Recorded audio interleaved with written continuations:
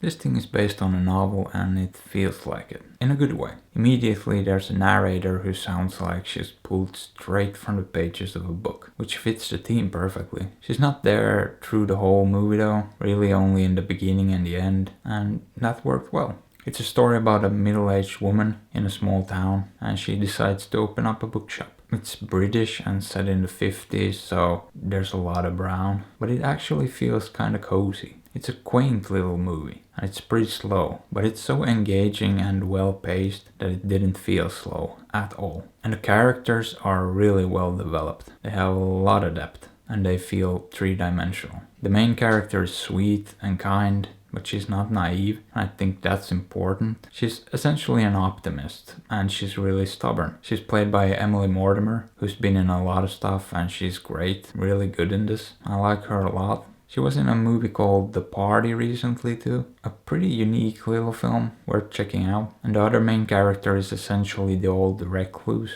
played by Bill Nighy, not the science guy. He's excellent, really subtle performance, great stuff. He's been in a lot of things too, like Pride from 2014. That's a great movie too, check it out. But back to this one. There's a little girl in this who's fantastic. Honor Nighy. I don't think I said that right, but she's pretty important to the story too. I liked her character a lot too. All of them are really good. The story itself is pretty simple. This woman just wants to run a bookshop, which shouldn't be an issue, right? Well, as we probably know, the professionally outraged aren't exclusive to the interwebs. They've been around since there's been things to be needlessly upset about. And I'll be honest, I hate these people so much. They're some of my least favorite people on the planet. But that's what makes them such great villains in a story like this. You know these people. It's usually the ones that run the rumor mill too. These people get upset just to get upset, when there's nothing to be upset about.